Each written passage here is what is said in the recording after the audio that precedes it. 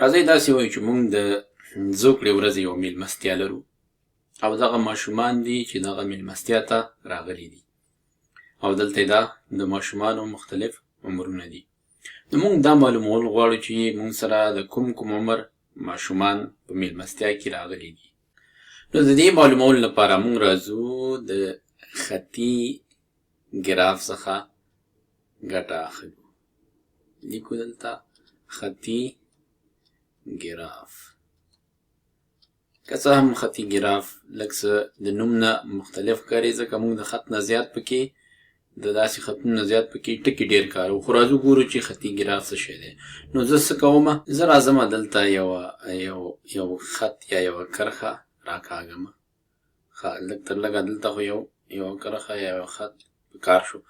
اوس زه راځمه دلته په دې خط پر مخ باندې د عمرونو دپاره ځایونه په نښه کومه. دلته موږ سره عمرونه دي له 3 کلو نه شروع تر 7 کلو پورې.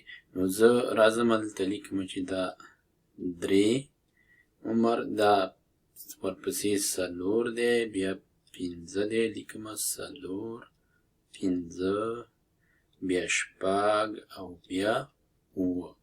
دا 6 دلته شو، دا 7. زه کولی شم وړاندې هم لاړ شم، دې نه کم هم ولیکمه، خو هغه عمرونه موږ سره نشته دی پکې. نو همدې ځای پورې بس دي. دا اوس ګورو چې موږ سره د هر عمر څومره ماشومان دي. نو راځو دلته ګورو موږ سره د 3 کلو دپاره یو ماشوم دی چې هغه څوک دی؟ ډیوه موږ سره د 3 کلو عمر کې. نو راځو دلته یوه چلیپا د ډیوې لپاره دلته ځای پر ځای کوو، یا موږ کولی شو چې د چلیپا په ځای یوه نقطه یا یو ټکی ځای پر ځای کوو. نو موږ سره د 3 عمر یو ماشوم دی. 4 عمر ماشوم موږ سره نشته دی. عمران موږ سره دی د 5 کلو. دلته راځو، دلته عمران دپاره یو ټکی ځای پر ځای کوو یا رسموو. نو بیا راځو موږ سره سوریا ده. سوریا هم 5 کلو ده. نو دلته به 2 ټکی د سوریا لپاره رسم کو. بیا راځو ورپسې دلته موږ ګورو چې جعفر دی. جعفر څومره دی؟ جعفر د 6 کلو دی. نو د جعفر دپاره د 6 د پاسه یوه نقطه یا یو ټکی رسمو. ورپسې واکمن دی. واکمن هم څو دی؟ واکمن موږ سره 6 کلن دی. دا د واکمن ټکی شو. د واکمن عمر 6 دی. 6 د پاسه مو رسم کړ. بیا ورپسې لایق دی.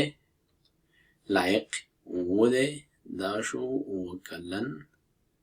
دا د لایق دپاره. او په پای کې بیا نازو ده. نازو څو ده؟ د نازو عمر 6 دی. نو راځو 6 د پاسه دلته یوه بله نقطه یا ټکی رسموو. نو په دې شکل مونږ دغه ټول معلومات کوم چې په دغه جدول کې وو، مونږ دغه د خطي ګراف ته را انتقال کړه، رامړل. او دا مونږ سره ولې ګټور دی؟ ځکه مونږ چې دلته وګورو اوس په اسانۍ سره ویلی شو چې څومره عمر کسان مونږ سره په دغه میلمستیا کې دلته شته دي.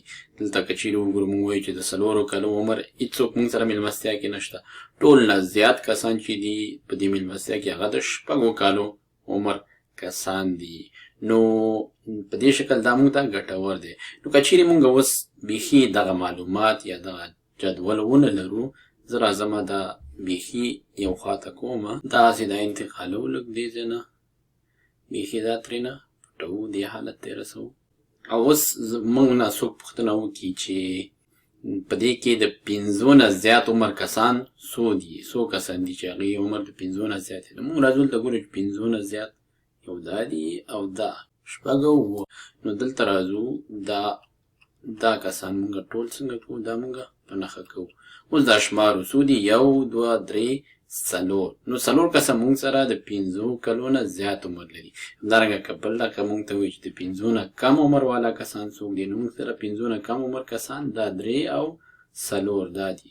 راځو دا موږ راخلو، دا شمارو. دا به شي څو؟ دلته موږ سره یوازې یو ماشوم دی چې هغه د 3 کلو دی، کوم چې د 5 نه کم دی. نو موږ سره یوازې یو کس دی چې د 5 نه کم عمر لري.